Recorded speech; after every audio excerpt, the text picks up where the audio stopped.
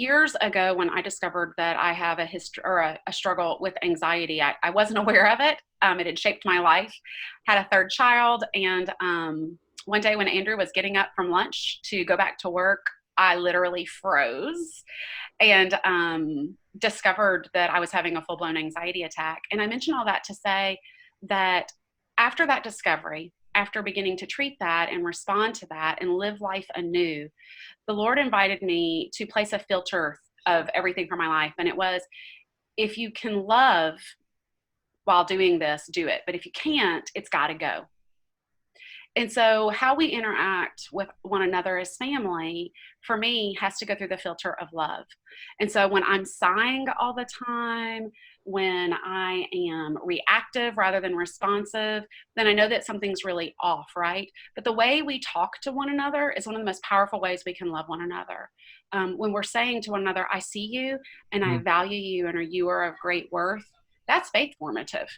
Because if we can enjoy our children through just the daily life of conversation, then they know that God can enjoy them too. And I mean, how many adults struggle with believing that God enjoys them, that he delights in them? So a lot of what I think is most faith formative doesn't sound like faith at all.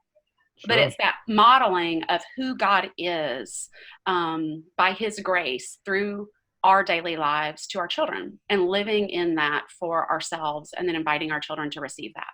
Well, there's that old saying that faith is more caught than taught. I think maybe a corollary to that too is, especially in a time of crisis like this, and when things are, I don't know, I would say abnormal, but it's becoming the new normal in some ways. But it's such that, I guess, our children and those that live with us are formed as much by our reactions as we are our actions. They learn, they get their sea legs, by watching us and seeing how we react.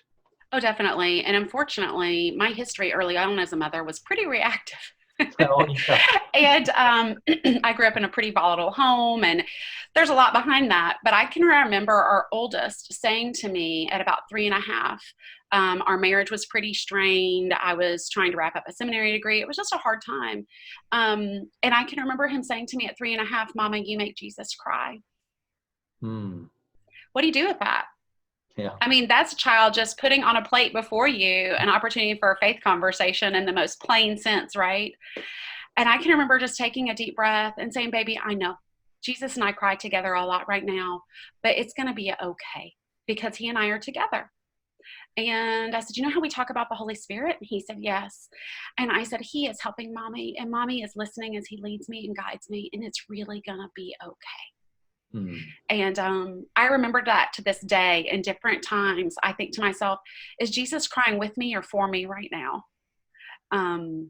So yeah, I'm sometimes not really sure who invites the faith conversations more, us or our children. If we have ears to hear, it's probably our children inviting us as they try to understand what all of this is about, whether it appears to be really tender like that or antagonistic and provocative as teenagers, who they're not going to attend worship at home or, whatever, as they're trying to find their legs about their